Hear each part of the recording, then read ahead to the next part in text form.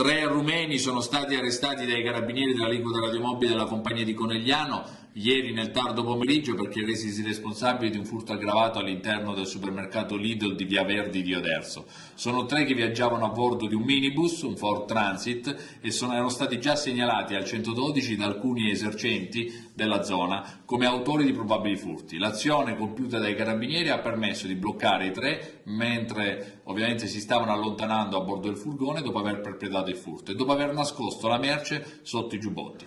Il mezzo utilizzato, un pulmino, un minibus possiamo definirlo, solitamente vengono utilizzate auto veloci, ciclomotori, motocicli, invece loro, che si sono dichiarati tutti e 3 operai regolarmente residenti nella zona, nell'Opitergino Mottense, hanno detto che